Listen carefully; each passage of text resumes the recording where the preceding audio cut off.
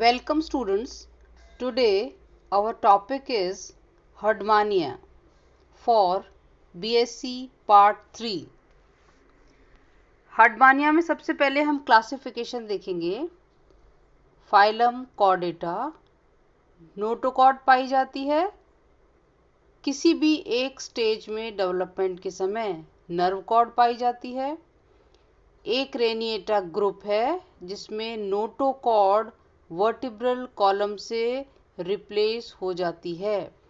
सब phylum urochordata यानी notochord tail region में पाई जाती है। क्लास एससीडीएसी, इसके कुछ इम्पॉर्टेंट पॉइंट्स हैं कि ये सॉलिटरी या कॉलोनियल पाए जाते हैं। किसी एक स्थान से जुड़े हुए सेसाइल, मैरीन, ब्रैंकियल और एट्रियल एपर्चर्स पाए जाते हैं। जीनस हर्डमेनिया पैलिडा, जिन्हें कॉमन नेम सी स्क्वर्ट या समुद्री पिचकारी कहते हैं।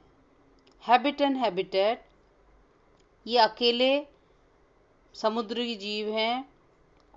किसी न किसी चट्टान या सबस्ट्रेटम से या किसी गैस्ट्रोपॉड के शेल से जुड़े हुए भी पाए जाते हैं।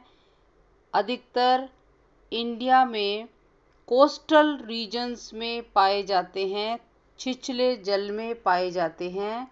इनका भोजन है माइक्रोस्कोपिक प्लांट्स एंड एनिमल्स।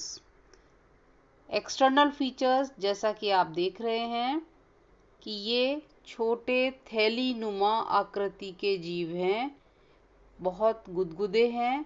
इनका आगे का हिस्सा एंटीरियर एंड पे और पीछे का हिस्सा डॉर्सल एंड पे दो एपर्चर्स या छिद्र पाए जाते हैं, ब्रैंकियल एपर्चर और एट्रियल एपर्चर। और बॉडी दो में डिवाइडेड है, एक बॉडी प्रॉपर और दूसरा है फुट। जो फुट है वो किसी चट्टान या किसी और भी गैस्ट्रोपॉड के ऊपर अपने आप को चिपका लेता है और इस प्रकार ये चिपका हुआ उनके साथ कहीं भी जाके अपना भोजन ले सकता है। हर्डमानिया में कुछ इम्पॉर्टेंट पॉइंट्स हैं, जैसे एक छोटा थैलीनुमा आकृति होती है इसमें, और दो इम्पॉर्टेंट पॉइंट्स हैं ब्रैंकियल साइफन और एट्रियल साइफन। ब्रैंकियल साइफन थोड़ा सा चौड़ा होता है और नीचा होता है। एट्रियल साइफन थोड़ा सीधा ऊंचा होता है और छोटा साइज का होता है।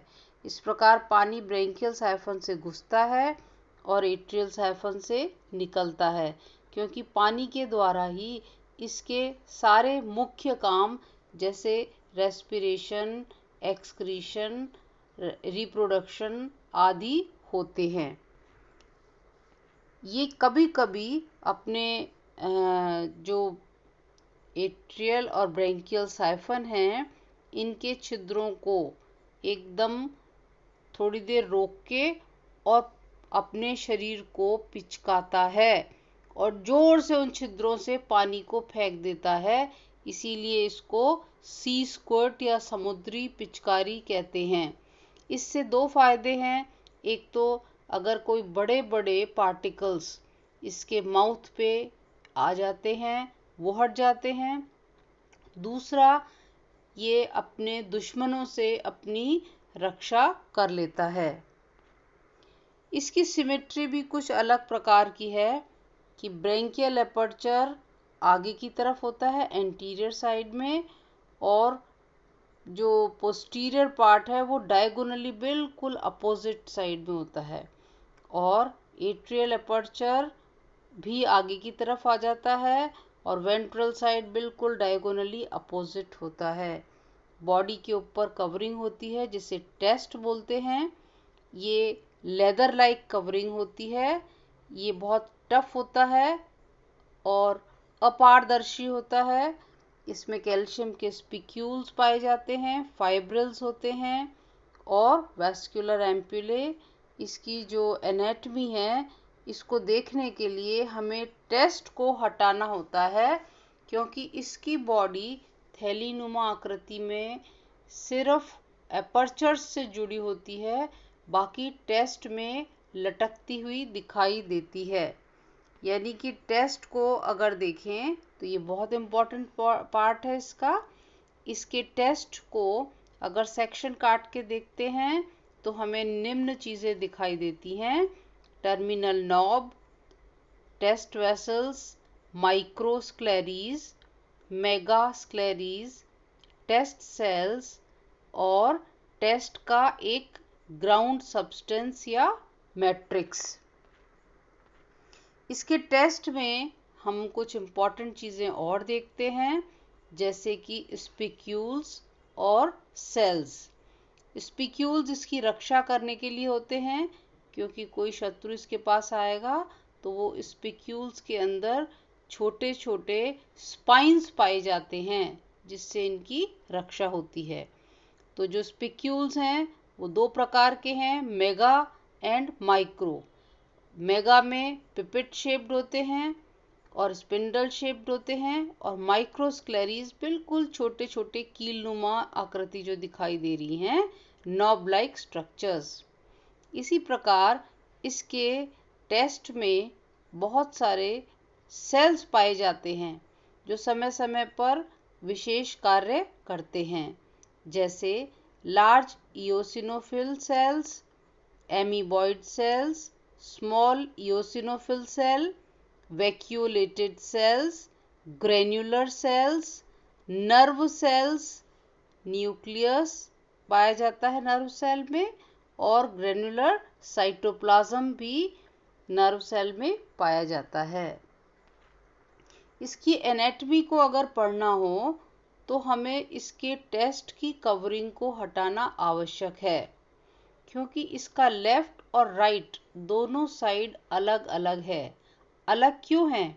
क्योंकि इसका ओरिएंटेशन अलग प्रकार का है।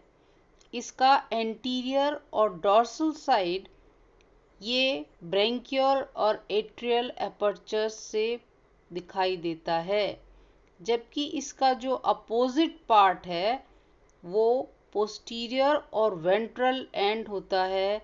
ये पार्टली फ्री है और पार्टली अटैच्ड है। इस प्रकार का ओरिएंटेशन, जिसमें एंटीरियर साइड और पोस्टीरियर साइड एक तरफ दिखाई दे, इस प्रकार का ओरिएंटेशन इस एनिमल में इसलिए दिखाई देता है क्योंकि जब लार्वा का मेटामॉर्फोसिस होता है तो सेल्स में कुछ रोटेटरी परिवर्तन होते हैं, रोटेटरी चेंजेस होते हैं। अब हम इसको अगर पढ़ें एनिमल को अंदर से, तो टेस्ट को सबसे पहले लेफ्ट साइड से हटाने पर हमें क्या दिखाई देता है। लेफ्ट साइड से हटाने पर हमें जो दिखाई देंगे, दो साइफन्स हैं जिनमें आउटर एन्युलर और इंटरनल लॉन्जिट्यूडनल मसल्स दिखाई देती हैं, और जिनके ऊपर जो छिद्र है वो 4 लिप्स से गार्डेड होता है। फिर हमें दिखाई दे रहा है स्टमक, इंटेस्टाइन और रेक्टम। फिर लेफ्ट लिवर लोब जो स्टमक के सामने है, लेफ्ट गोनेड और एक रॉड लाइक आकृति की एंडोस्टाइल दिखाई देती है। इसी प्रकार जब हम टेस्ट को राइट साइड से हटाते हैं तो हमें निम्न स्ट्रक्चर्स दिखाई देते हैं। 2 साइफन्स जिनके मस्कुलेचर, जिनमें मसल्स हैं, लॉन्जिट्यूडनल और एन्युलर मसल्स, और छिद्र। फिर इसमें न्यूरल ग्लैंड दिखाई देता है इंटरसाइफोनल रीजन में, और राइट लिवर लोब दिखाई देता है, पेरिकार्डियम जिसके अंदर हार्ट होता है, राइट गोनेड और रॉड लाइक आकृति की एंडोस्टाइल दिखाई देती है। इस प्रकार हमारा ये हर्डमैनिया का प्राइमरी स्ट्रक्चर्स